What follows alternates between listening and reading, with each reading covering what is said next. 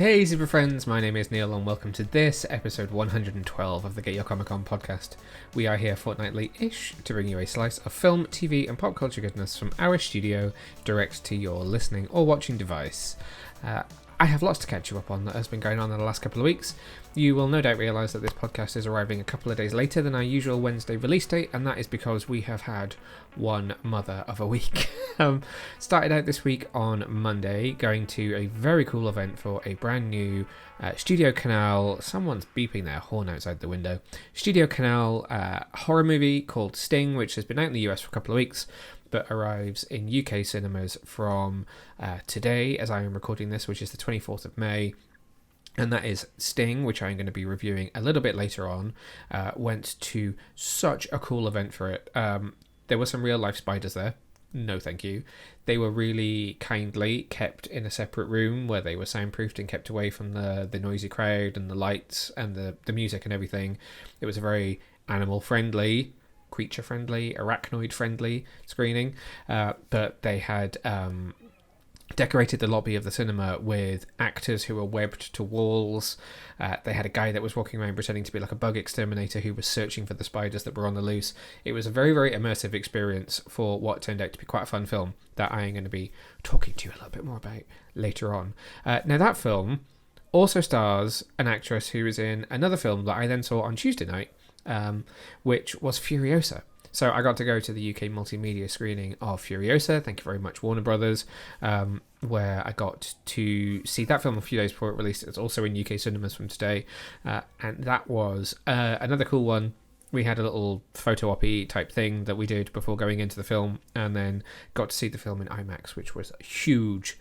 But now, I think I hinted at this maybe last episode that there was something else coming up that I wanted to be able to tell you about, but wasn't quite ready or able to. And I can now tell you that then on Wednesday night of this week, by which time a podcast would normally been out, and I would have recorded on Wednesday to release same day, having seen the two films that I wanted to cover, we were invited to interview the cast and crew of Season 4 of Prime Video's The Boys. Very cool, very exciting. We had to pitch for 10 different members of the cast, as well as showrunner Eric Kripke, and we were accepted for a handful of those, which then were due to take place on Wednesday. One of them got postponed to Thursday and then unfortunately got cancelled, and I will tell you about that in just a second. But I sat down with showrunner creator Eric Kripke, who you will know from having created shows like Supernatural, and we got to chat about Season 4, for which I've seen the first 3 episodes, which are all premiering on, is it the 13th or 14th of June? So, second week in June, basically.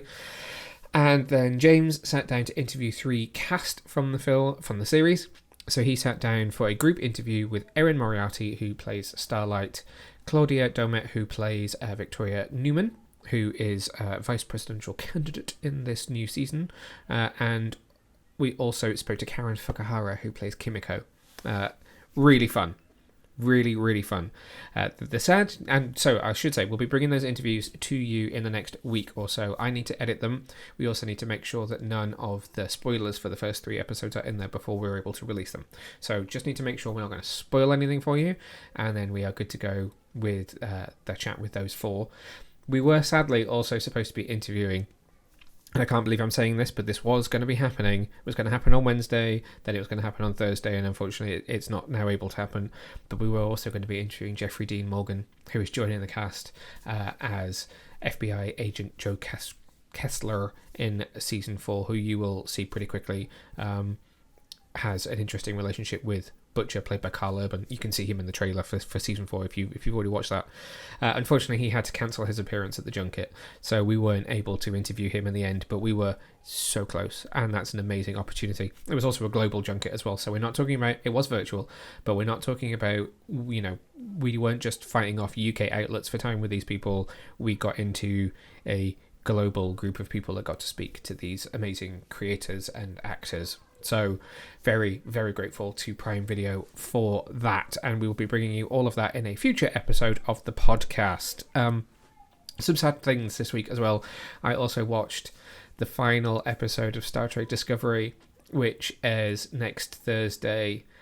So the penultimate episode just streamed last night on Paramount Plus, but I have already seen the finale, the final episode.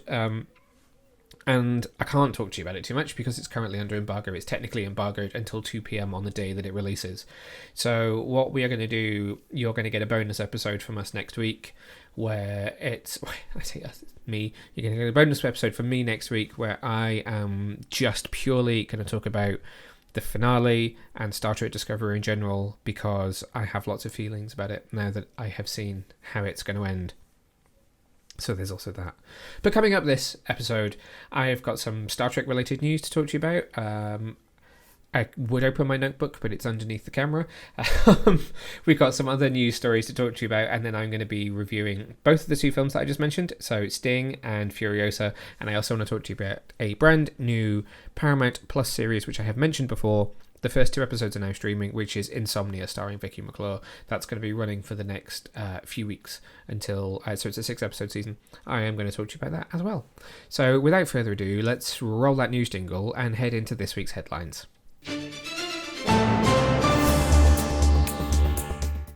First up in the news this week, Spider-Mania is heading back to UK cinemas as we finally catch up with the US and we get re-releases of each of the previous 8 Spider-Man movies, I was going to say 9, across August and September of 2024.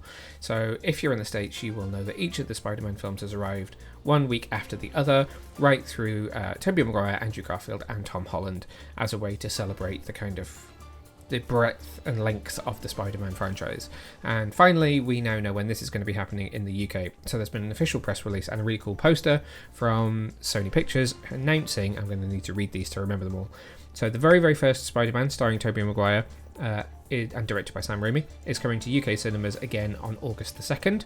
That will be followed by Spider-Man 2 on August the 9th, Spider-Man 3 from August 16th.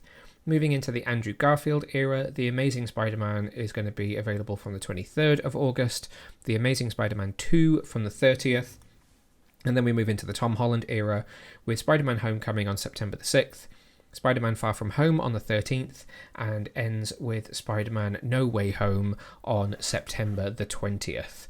Tickets are on sale now wherever you catch your movies, so go and check out each of the Spider-Man films. Maybe see one that you hadn't seen on the big screen when you were younger, if you are not old enough like I am to remember all of them, or just go see your favourites one more time. Maybe go see your least favourite one more time and see if you change your opinion on it.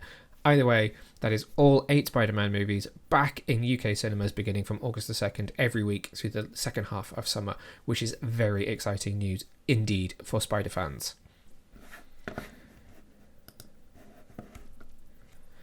In other Marvel news, if you, like I have been completely addicted to X-Men 97 for the last 9 weeks, well, technically it was 10 weeks ago when it premiered, now we're a whole week on from the finale, then you can kind of dive back into the action of Marvel's now highest rated project on Rotten Tomatoes and most successful fan project, it would seem, by watching the latest episode of Marvel's Assembled documentary. If you are new to Assembled basically goes behind the scenes of each of the major Marvel projects as they are being released onto Disney+. So each of the shows have had a behind-the-scenes special, and a couple of the movies have had behind-the-scenes specials as well.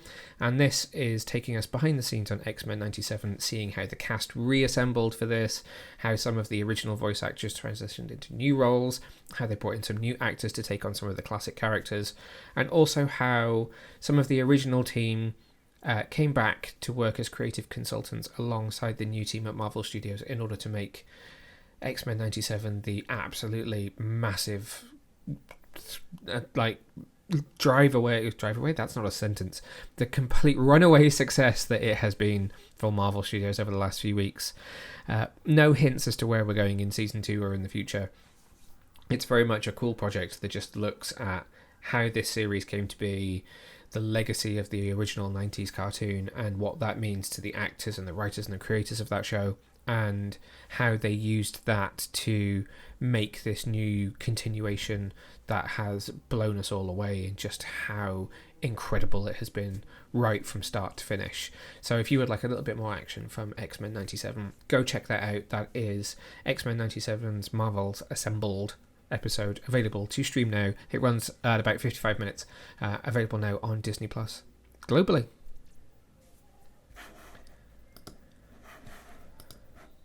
Last up is some very unexpected news from the Star Trek universe that came this week.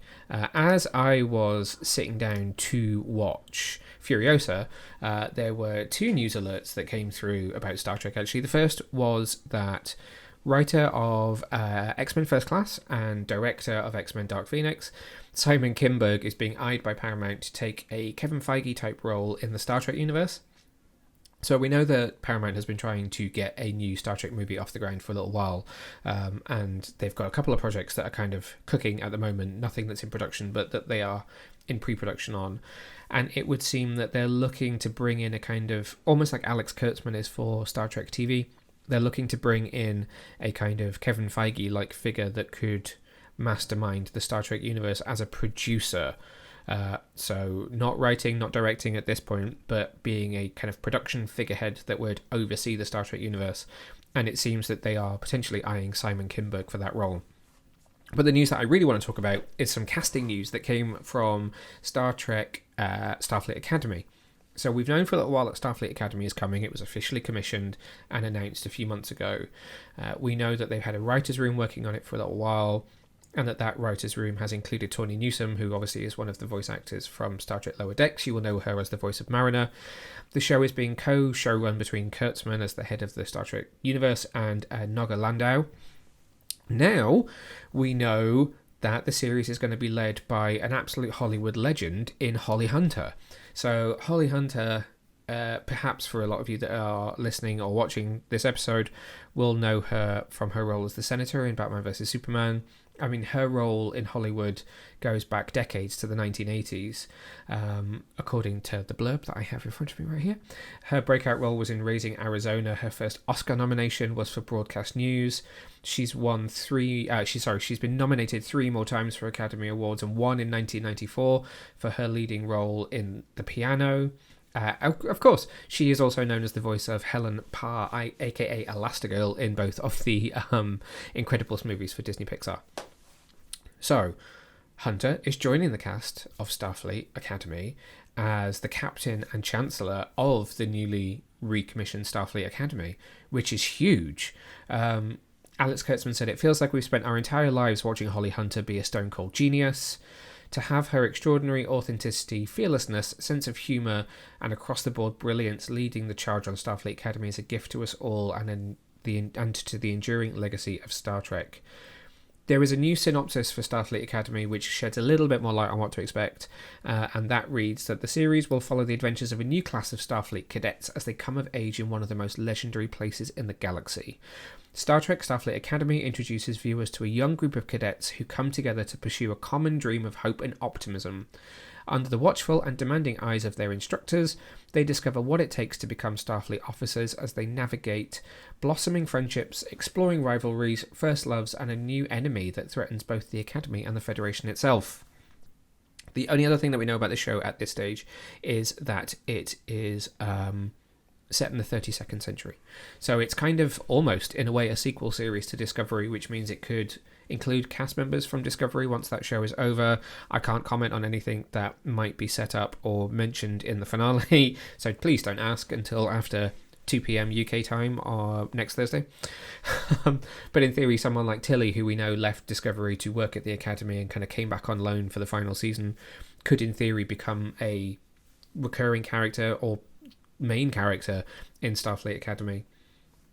As I said, it's been co-show-run by Alex Kurtzman and Naga Landau, and executive producing on the series are also Gaia Violo, Aaron Bayers, Olatunde Onusamne, Jenny Lumet, Rod Roddenberry, Trevor Roth, Frank Siracusa, and John Webber. A lot of those names come from modern Trek anyway, so it just follows suit that they're going to be producing on this as well.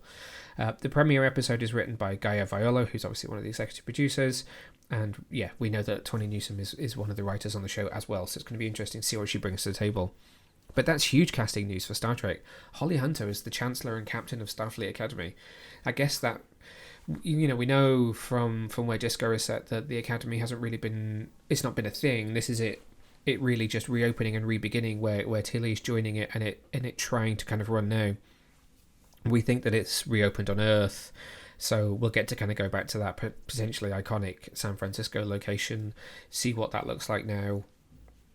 and see, nearly said a spoiler from Discovery, see how the Academy will go from the kind of struggling post-burn Starfleet Federation to where it might be in the future when it's a fully functioning, back to full strength kind of force of good in the galaxy. So it's going to be really exciting to see.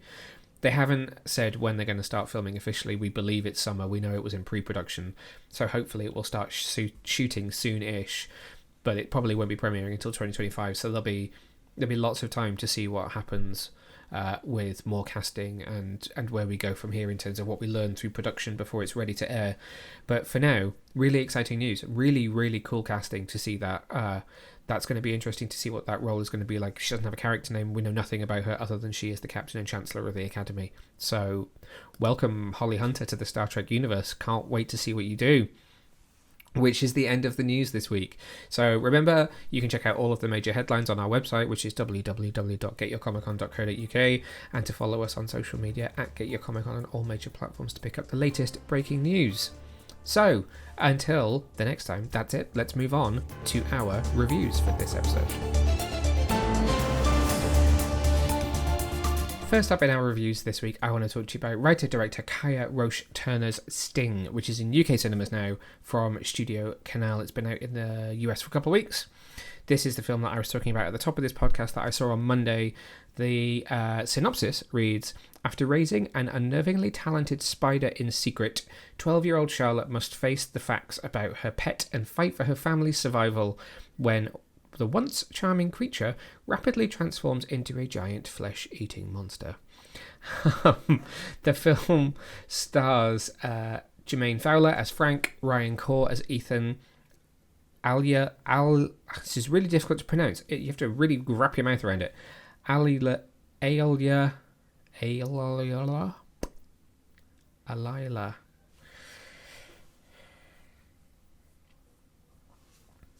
Brown as Charlotte, who also plays the young Furiosa in Furiosa. So it's Alila. I hope I pronounced that right. That is in both films that I've seen this week.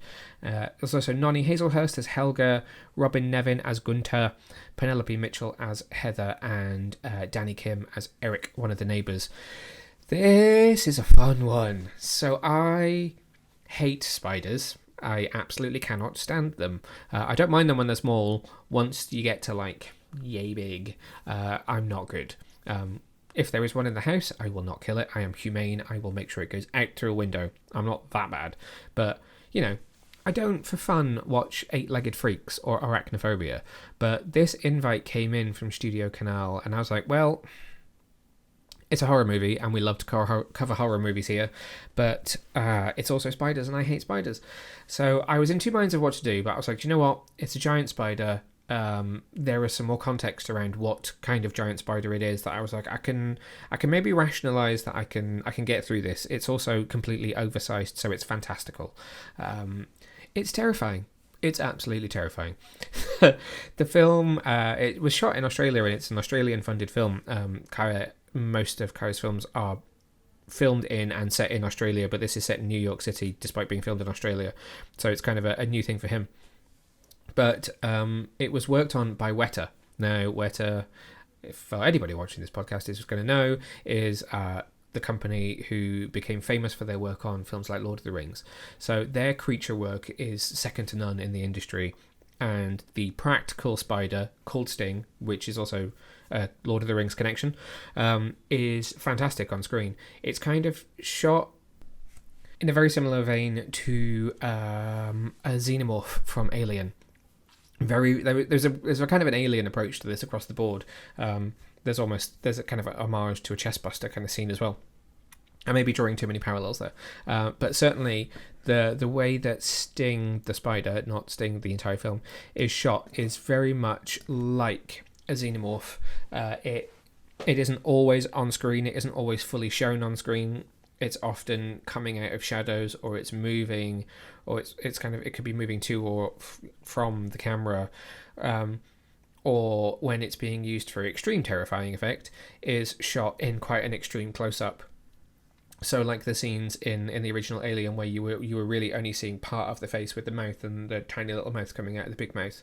Think that kind of cinematography, So it's shot really interestingly, and that practical spider that is used for a lot of those sequences is incredible. It really, really makes you squirm in your seat if it's not something that you are particularly fond of, like me. And as anyone knows who reads my reviews, I cover a lot of horror. I am not someone who is particularly jumpy just due to the amount of horror that I have watched, and yet this film made me squirm in my seat quite badly. I jumped a couple of times. There was a couple of times it felt like scares were coming, and I did do the whole, like, I'm looking, but I'm sort of looking away, just because I was quite terrified of the giant spider. It also touched, and this is in the trailer for those who've seen it, so I don't feel like I'm spoiling anything massively. It touched on two of the things that, when I think about spiders, make my stomach churn the most. One of which is you get bitten by a spider and you can't move and it crawls in your mouth. And the other is a spider which is big enough to jump at you from in front or behind and knock you over. Both of those things are in this film, and both of them are absolutely terrifying. So from that aspect, the kind of the horror aspect and the way the creature is shot and the way the creature is rendered on screen, outstanding. Genuinely, really so well done. Where the film lets itself down a little bit is in some of the dialogue and some of the acting. It can get a little bit soapy. So the idea is that Charlotte, played by Alia Brown, is living with her mother and her stepfather, who have also recently just had a baby. Very early in the film, she basically says that to the baby that he is the bane of her life, but it's not a straightforward kind of older child is jealous of new child with new parent. Charlotte has what appears to be quite a good relationship with Ethan, who is her stepfather, played by Ryan Corr, who is the supervisor of the building that they're currently living in. Essentially, the whole film is kind of a film in a bottle. They're trapped in their New York apartment block in a blizzard and a snowstorm. Ryan is the building super. The building is owned by Gunter and Helga, who are Heather, the wife and mother of Charlotte, wife of Ethan and mother of Charlotte. It's her family's building. So Ryan is acting as the super. Heather is there looking after her mother, who has a degenerative disease and needs care, and Gunter is also living there. Anyway, so Charlotte is somewhat alienated just due to the family dynamic, but it's not the straightforward kind of child jealousy. And she comes across this spider as she is kind of crawling around the building in the air ducts and takes it in as her pet, only it turns out that there is a lot more to it than it just being a simple spider. But there are some issues within the family and with some of the other residents in the building. They have their own things going on. So Sylvia Coloca, who's also in the film playing Maria, it's never really said outright, but it appears that she has suffered some kind of tragic loss with her family. Danny Kim's Eric is a loner who is like an anthropologist who is doing experiments, all part of his work in his apartment. And you also meet Jermaine Fowler's character Frank, who is an exterminator that gets called in because of the rattling sounds in the walls. And there's just something slightly soapy and slightly cheesy about how some of those interactions play out. So Maria is kind of, I presume, a bit of an alcoholic who tends to dope herself up on her meds just to deal with the pain of the things that she's been through, but it's just portrayed in a slightly predictable way. And likewise, Jermaine Fowler's Frank is, at times, he kind of comes off almost like a Wayans brother character from a scary movie film.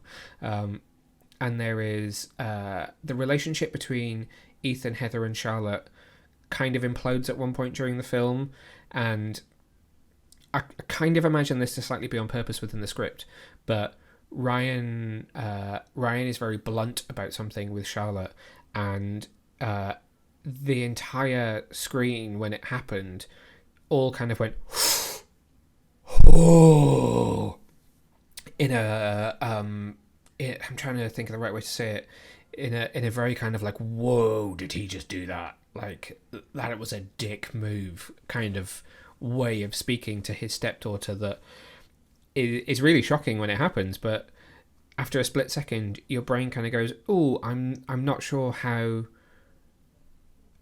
and whether that would legitimately happen." There probably are scenarios where it would happen, but it's just something that you're so not used to seeing that the way it's handled stands out to you a little bit when it does. And then the one thing that, I mean, none of this ruined the film for me whatsoever. I haven't finished writing my review yet for the website, but I have already scored it on Letterboxd, and I gave it 2.5 stars because it was entertaining. It wasn't great, but it wasn't bad. The great aspects are kind of counterbalanced by the not so great ones, and overall it's a fun view, and I would recommend that you watch it. But it's not going to blow you away. There is the only thing in it that I think really made me go, I don't know why they did that, was a moment with Eric, played by Danny Kim. He has an interaction with Charlotte where they discuss Sting, and he decides. So Eric decides to take kind of temporary ownership of Sting while he acclimates to a new habitat, and for whatever reason, the script calls on Danny to do this piece of acting where he kind of shows a slightly darker side to his character, and he for someone who is slightly awkward and very scientific and very almost emotionless in his interactions with other humans, suddenly becomes Jim Carrey in Sonic twirling his mustache. It's odd. He becomes a supervillain for a moment, just for a small moment, and there's not enough in his behaviour to preface why that would happen. And that was the only moment for me where I kind of looked at the film and thought, oof, I don't quite know what we're doing here. Other than that, it is a solid horror, albeit one with soapy elements. So I'm going to leave it there and just say that Sting is in UK cinemas now from Studiocanal. Do go and check it out and let me know what you think. If you are not a fan of spiders, I would love to know what you think of it. If you're brave enough to go and watch it, if you are not afraid of spiders and you're a big fan of horror and you go check it out, again, I would just love to know what you think of it. So please do reach out and find me on social media. I'm at Neil Vag on all major platforms. That's NEILVAGG, and let me know what you think. The next thing that I want to review is a brand new series which is on Paramount Plus. It started this week. It is a 6-part series called Insomnia, which is written by Sarah Pinborough, based on a novel also written by Sarah Pinborough. It stars Vicky McClure, Tom Cullen, Lindsay Marshall, and Leanne Best. Actually, I want to mention the kids as well because they deserve a mention. So it is also starring India Fowler as Chloe, and obviously IMDb is not going to give me his name straight away. Where is he? It also stars where is the son? This is terrible. This is why you pre-prepared these things. His name is Smiley. I don't know his surname, but that's his actual real first name, which is awesome. Who plays the son in the show, who is absolutely brilliant. But basically, the synopsis for this series is career-driven Emma Anvil, played by Vicky McClure. Her life takes an unexpected turn. Just weeks shy of her 40th birthday, Emma finds herself ensnared in a web of sleeplessness echoing her mother's own past struggles. But as the past resurfaces, so do haunting doubts and fears, with her mother's sudden hospitalisation, the return of her estranged sister, and an unnerving sense of being watched. Emma is thrust into a realm where truth is not what it seems, and the past never sleeps. I have also reviewed this on our website. It is a mostly spoiler-free review of the whole 6 episodes. I have seen the whole series. Episodes 1 and 2 are available to stream now, and then you will get 3, 4, 5, 6 over the next 4 weeks, each Thursday on Paramount Plus. My verdict was that it's anchored by a tense and simmering performance from Vicky McClure. Insomnia is a riveting watch from its opening prelude right through to the bitter end. Writer Sarah Pinborough has penned a British thriller which revels in its own darkness. 4 stars. So it's a really interesting show. I don't watch a huge amount of kind of British drama. A lot of what I tend to watch is, like you would know from listening to this podcast, is the kind of comic booky, horror-y, sci-fi, action-adventure type stuff, most of which will come from the States. There isn't a huge amount of it which I think you can really deem as British. Maybe, there's shows like Sandman, which are mostly British but kind of American co-productions. But a lot of the kind of generic is probably a really bad word, but a lot of the kind of typical, let's go typical, late night British dramas, I just don't tend to dive into. They're the kind of thing that I start and then struggle with, whereas this was something that hooked me really early on. I got to go to a special preview screening of episode 1 that was attended by Sarah Pinborough, the writer, and also by Vicky McClure. They showed us the first episode and they gave us a kind of preview Q&A that talked through a lot of what they were trying to do with this show, and it really interested me. It's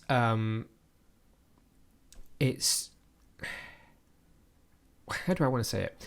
It's almost in a way shot like a horror movie, for one. It has some really wonderful cinematography from Anna Patakarina, and is directed by Borka Sigmarsson, who the two of them worked together on the Midwich Cuckoo series that starred Keeley Hawes, that was on, I want to say, Sky a year or so ago. And they kind of have a really great relationship in that he really trusts her cinematography and she really understands how strong his direction is. So it's a very visual show to watch. In the first 2 episodes that you can stream now, you're really only scratching the surface of what's happening with Emma, Vicky McClure's character. You learn very, very quickly that she's estranged from her mother. Her mother has had this accident that has landed her in hospital, and that has brought Phoebe, her sister, played by Leanne Best, back into her life after a period of absence. And you kind of learn that the two of them had a very, very sad childhood, in that they were taken into care very early on when their mother had a mental breakdown on her 40th birthday. But part of that mental breakdown is it takes on this slightly supernatural tangent that underpins these first couple of episodes, and then it's not forgotten about, but it's less prevalent through the rest of the series until it begins to wrap up at the very, very end. But part of that is that Emma's mother says to her that it's always the second child in the family who is afflicted with what she calls the bad blood. And the idea of the bad blood is haunting Emma in the wake of her own 40th birthday upcoming, and she begins to not sleep. And the immediate worry for her is it's repeating itself. History is repeating itself. The bad blood is coming back to haunt her. And so it's almost like a self-perpetuating situation, whereby she always thought that this might happen because her mother told her that it would happen. Now she's at the time in her life where it is due to happen. She has a bad night's sleep and immediately begins to obsess over this. And that forces her to not sleep anymore. And we all know what happens when you don't have a good night's sleep. You get a good old twitchy eye, and then you just start to fall apart. So the more she obsesses, the less she sleeps, and the more she thinks that the events are really happening. But then she does begin to repeat some of the behaviours of her mother, which means that people around her suddenly begin to look at her as if she might also be completely crazy. And that is the real core mystery: is Emma going crazy? Is this supernatural thing happening to her? What is it? Is someone else in her life the driving force behind this that's trying to make her think this way for some reason? And the series doesn't stray too far from the kind of formula of the British thriller drama, but it does a really good job of balancing character with story. And this is part of the reason why I don't often watch these British kind of dramas like this, because I feel like sometimes they give you a really great story, but you actually don't give an absolute damn about any of the characters. They're so paper thin and irredeemable that you just don't care about them. Or on the other hand, you get these really wonderful, nuanced characters who feel real on the screen, but then the story is so lackluster that it just doesn't ever grab at you. Whereas I feel like this does a reasonable job of balancing both of those things. You really care about Emma, and you sympathise with her husband Rob, played by Tom Cullen. You feel like she's been lumbered with the most moody teenage daughter in Chloe, who's got this new friend Amy, who they've never seen but seems to be leading her astray. And then you have Paul Will, who is this young son. It's Smiley Bradwell. I'd written it in my review. Should have looked there rather than IMDb. Smiley does this wonderful role of being this kind of loving son who is suddenly afraid of his mother for some reason, and she doesn't quite understand why. And so you really do kind of sympathise with them and care for them. And you even get to care for Phoebe, the sister that comes back into her life, because she has her own subplot that is important to the story, that makes you sympathise with her and see her as a real person with real wants and kind of desires as well. And part of the character arc of the show within all of this supernatural-ish, horror-ish drama is a story about what it means to reach a certain point in your life that I feel drastically close to, and what it means to kind of transition from that sort of young adult to middle-aged adult, and what that means for the things that meant more to you when you were younger, the things that you want, the things that you lose, like not having a beard that isn't grey that I can keep seeing on camera in front of me. And so for Phoebe, it's about motherhood and family and what family means to her. And for Emma, it's about this idea of what's been haunting her since she was a child and what that does to her family because she has managed to get the family around her. It's very intricate in that respect. And what you learn at the very, very, very end, and this is not a spoiler, I'm just talking about constructively in the way the series is put together, you learn that nothing in this series hasn't been placed there on purpose, which is really, really interesting. And it really, one thing that I'm thankful for, I had never read the book, so I have not read the book Insomnia, so I did not know where it was going. And as someone who didn't know where it was going, I found it to be unpredictable.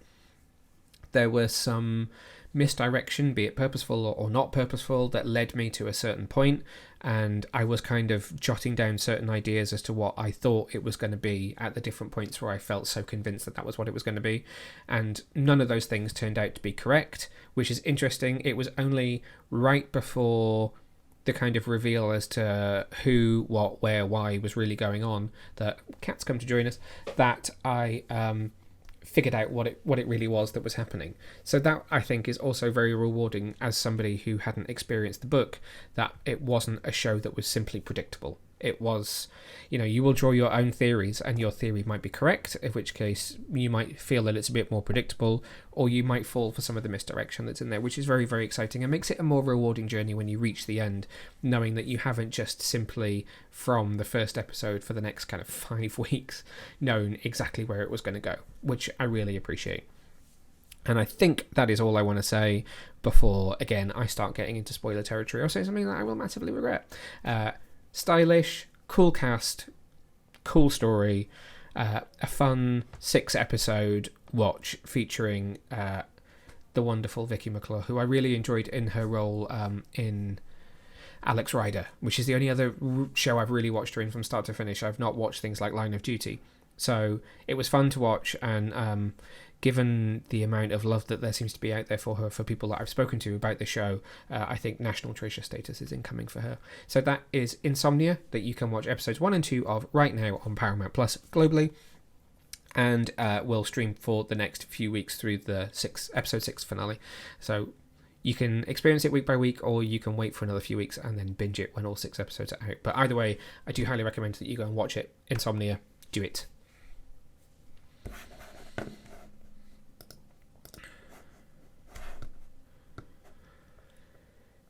And then last on the review slate for this episode is George Miller, writer and director, written with Nick Lathouris. I've skipped the title. It was Furiosa, a Mad Max Saga, starring Anya Taylor-Joy, Chris Hemsworth, Tom Burke, Alila Brown, who obviously I just talked about from Sting. And do I want to see anybody else that's in this cast? No, I think that's all we need to talk about for this. I think they're the main ones. This is a prequel to George Miller's Mad Max Fury Road, which starred Tom Hardy and Charlize Theron from a few years ago. It's a story which focuses on the childhood and early years of Anya Taylor-Joy's Furiosa, originally played by Charlize Theron in Fury Road. And it is a wild 2.5 hours. Again, I've not quite finished writing my review of this yet, but this is a 4-star film from me that is another great example of 2024's sci-fi big screen successes. We had Dune Part 2, also Warner Brothers. We had Kingdom of the Planet of the Apes, which, okay, all of these are derived from an already existing IP. These aren't original ideas necessarily in terms of where they come from, but we're seeing this year some really, really big sci-fi movies that look great in IMAX, have these great casts, great effects, and it's really cool to see us having a year of this kind of success outside of horror that's been a staple of the last few years, and comic book movies that have obviously been a staple of the last decade. So the story starts out with Furiosa as a young girl, played by Ali LeBrown. I'm going to keep bigging her up because she's a really great actress. We're going to see a lot more of her, and eventually transitions to Anya Taylor-Joy, who is obviously the poster girl for Furiosa at this point. It's an interesting one because you go into the film thinking you're going into a short prologue with Ali LeBrown's version of the character, and then actually Anya Taylor-Joy doesn't show up for nearly an hour, and the only reason I can say that is because I did look at my watch, and that's not because I was bored or because I was struggling with the film whatsoever. I was just curious as to at what point we were in the runtime when Anya Taylor-Joy showed up, just because it was obviously longer than a prologue, because it was more than 5 minutes, and I was starting to think, I wonder how much of this film she's actually in and how much of this is going to focus on the childhood. But what Miller is doing is really taking the time to lay out how Furiosa gets from the community where she's living to where she is escaping at the beginning of Fury Road when Charlize Theron is playing the role, to where she ends up. The arc of the character is really half and half in Furiosa, half in Fury Road, and so really painstaking amount of time is spent to make sure that every key moment in her life that leads her up to where she is when we met her the first time around is in place. So it's wild. There are some really huge moments. There's an extended chase sequence in the middle of the film when Anya Taylor-Joy has really only just been introduced. That introduces Tom Burke as well, and it's this chase on a truck that is insane. They are being attacked as they're driving through the desert. There are people on bikes, there are people in cars, there are people gliding, there are people in kites. There is so much going on above and below, and all moving pieces at the same time. It's really George Miller at his best, doing what he did best in Fury Road. But what he's also doing here is introducing a lot more smaller character moments that make sure that you get a sense of who everyone is. So not just Anya Taylor-Joy and Ali LeBrown as Furiosa, but you get to learn so much of Dementus, his character as well, who is the role played by Chris Hemsworth, who is recognisable despite the teeth and the prosthetic nose, but who is really enjoying playing this character. There are a few moments where I felt like he veered into slightly Jack Sparrowish territory.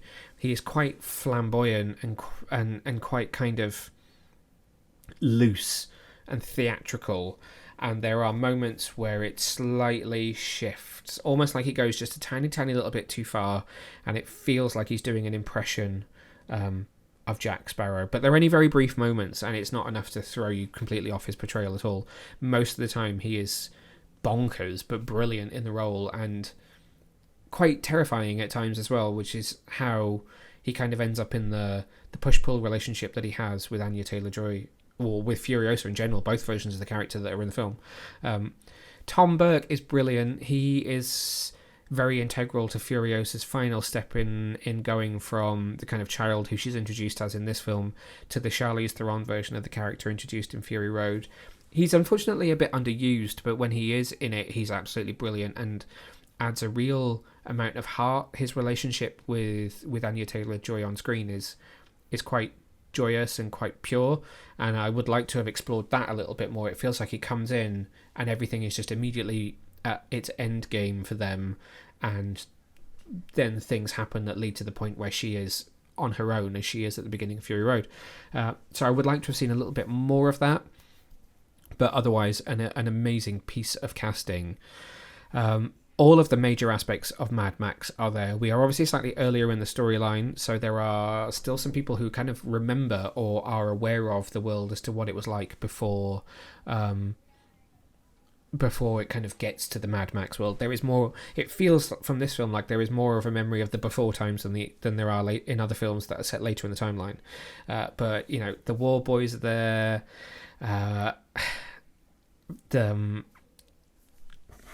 have to do the song.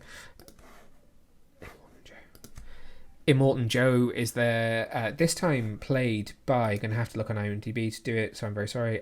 Lakey Hume takes over the role of Immortus Joe. who has, the mask is there, the full-on strange plastic squidgy costume is there that makes him look so creepy. But all the key parts of Fury Road and kind of the Mad Max Saga are there. It's very crazy. It's very bonkers. It's very steampunky. It's very fire and metal and grind and rust. Everything that you would want, particularly if you saw Fury Road, is absolutely still there in this film. This film looks a little cleaner, and I don't know if that's because of the way technology has moved on since Miller made Fury Road. There are some Fury Road scenes which play in the end credits, and interestingly, they seem to have muddied those up, so it suddenly makes that film look really old for some reason, which I don't quite understand why. And maybe that's part of the issue, because it then, if you look at that and then think back to the film that you have just watched, it suddenly makes Fury Road look very clean and clear, which is interesting.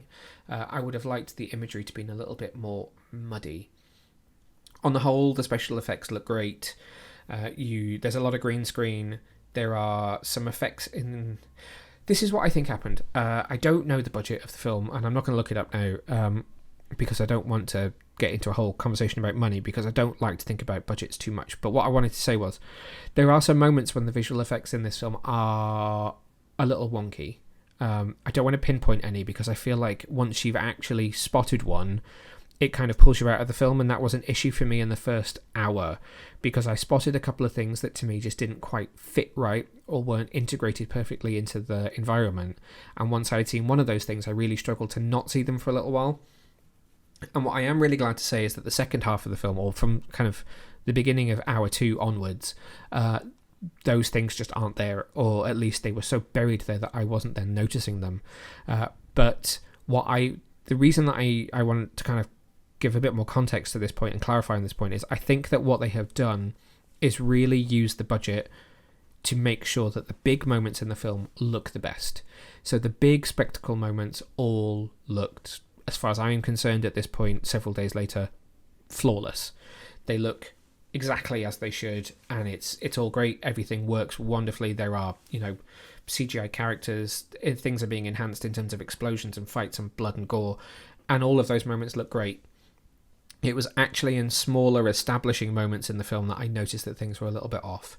So what I think has happened here is that the budget has been used where it really counts, and some of the shorter, quicker moments where, yes, you might spot it, but chances are you might not, are where they've cut corners. Sounds like the wrong thing, but that's where they have used less of the budget. They have ensured that the film looks great where it really counts, and tried to make sure that other moments still look okay, but have cut some of those corners, if that makes sense. So it might be an establishing shot of something that's on screen for all of 2-3 seconds, and a couple of those CGI elements are not quite right, and that is very different to, I'm watching a huge set piece of this truck flying down the road and none of it looks great, because that's not true. Those moments really pack a punch. So I think it's a forgivable way of making the budget work for the film. So I thought that was an important thing to say. It's not that the film has some crappy effects, it's that I think it has some cheaper moments that are there because they used the money elsewhere where it really mattered. And again, I think that's everything I want to say about Mad Max Fury Road. It's an experience, and it has been difficult to write a review just because I think it's one of those films that you kind of have to go out there and you experience for yourself, and you will respond to it in your own way. I should probably talk a bit about Anya Taylor-Joy, probably, shouldn't I? Anya Taylor-Joy, outstanding as she always is. I am yet to see anything that she has disappointed me in. She does not do a caricature of Charlize Theron. When Alia Brown is in the film, she looks like a young Anya Taylor-Joy, which is interesting, because having watched Sting the night before, I didn't feel like there was a look-alike situation there, but then in this film I do. So Alia and Anya have a closer link in the trade-off than I would say early Anya has to Charlize Theron.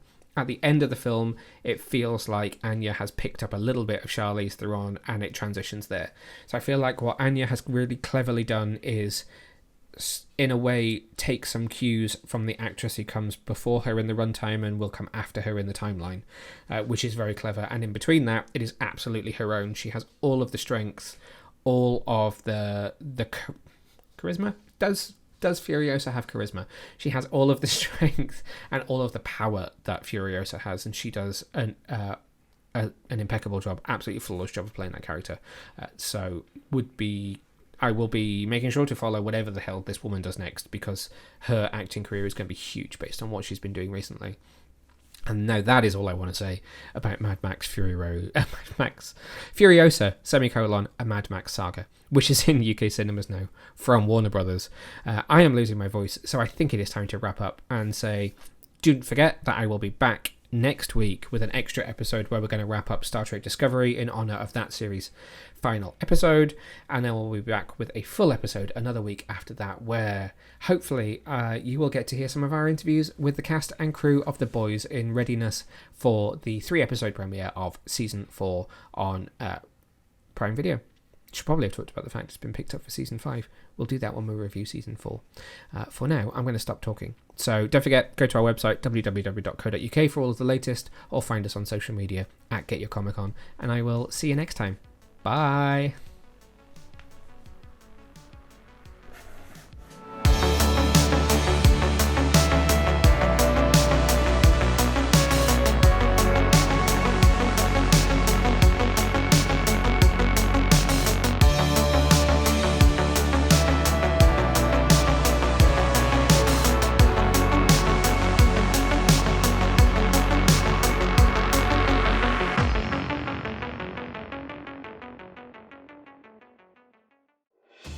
Thanks for watching, Super Friends. If you enjoyed this video, then make sure to hit the subscribe button just down below and hit the bell so that you can get notified whenever we release brand new videos. In fact, there's 2 more waiting for you to watch right here below. So what are you waiting for? Why not click play?